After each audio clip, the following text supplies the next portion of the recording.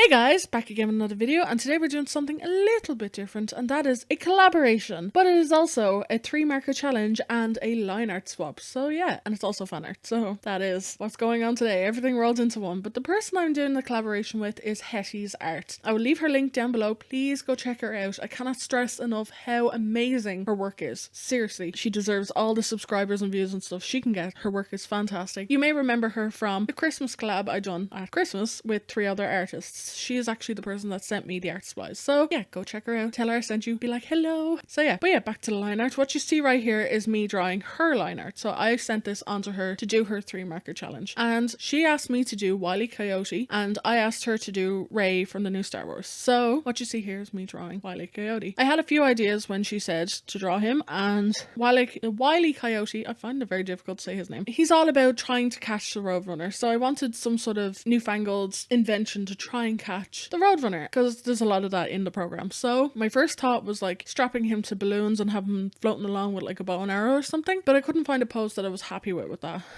He just looked a bit odd. So then the next one I had was this. It was a computer chair with rockets strapped to it, and I did have him kind of just sitting in it, but he looked very stiff. It didn't look like there was movement in the piece, and he just looked odd. It was very difficult to find a pose I was happy with, because he's got big feet and big ears and stuff. You know, he hasn't got normal human proportions, so it's difficult to have him sitting comfortably, because I did have his like knees up around his chin, silly things like that, so his legs weren't over the rockets. But then I thought, why not have him straddling it? That way the legs won't be in the way of the rockets underneath, he won't be burning himself, and he'll be able to be outstretched trying to catch the Roadrunner. So yeah, that was my idea for that. And I did actually have the Roadrunner in a piece I done. I have the Roadrunner drawn somewhere, but it made them very small on the page, because I tested it out by printing it, making sure it was okay for her. It made them small on the page. I wanted something big taking up most of the page, so that her 3-marker challenge wasn't more difficult than it had to be.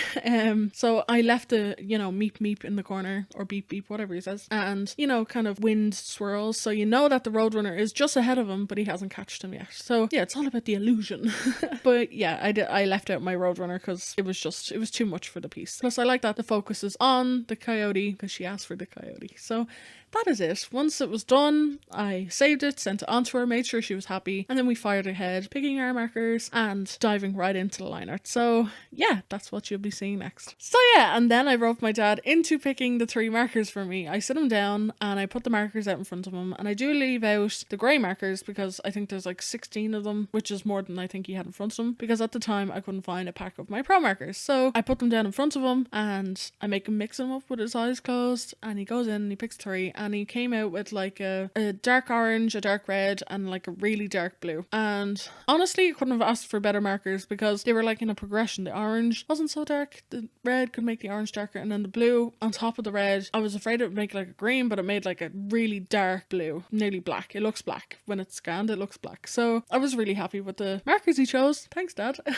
Thanks for your help. And then when I print out her picture, you see her line art. It's freaking amazing. I go straight into it, and I was terrified going into this, because I don't know if I've said that already, it's my first 3-marker challenge. It's my first marker challenge, and I've watched 1 or 2 other videos, but they were a while ago, and I didn't do any watching just before this, so I wasn't really sure how to tackle it. I knew I wanted to go from lighter to darker, so I go in with the orange, and I kind of pick a side for the light source to come in. So I said that the light would come in from like the left, and I just kind of use it as like dark shading, kind of give it like a texture with the like, I don't know what you call it, it's kind of like crosshatch, but not very much.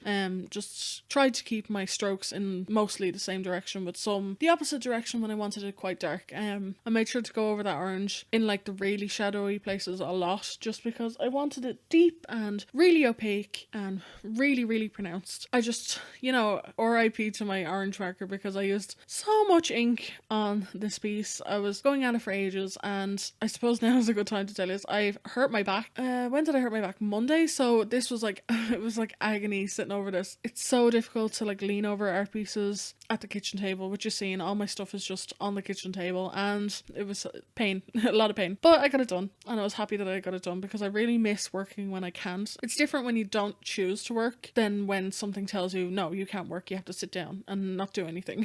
So I really miss drawing, and I miss art, and I've tried to do some digital work while laying in bed, but if you haven't got a table, it's difficult. So yeah, my computer chair, which I'm sitting in right now to do the voiceover, isn't so bad, but I still can't sit or lay down for a long period of time. I have to stand up, because I should really get a standing desk, but don't get the money for that right now. So yeah, anyway, back to the marker challenge. Then once I was done with the orange, I went in with the red and darkened the darker places. That's basically what I'm doing here. I went in with the red, darkened everything that would be really dark. Honestly, I think it worked out really well.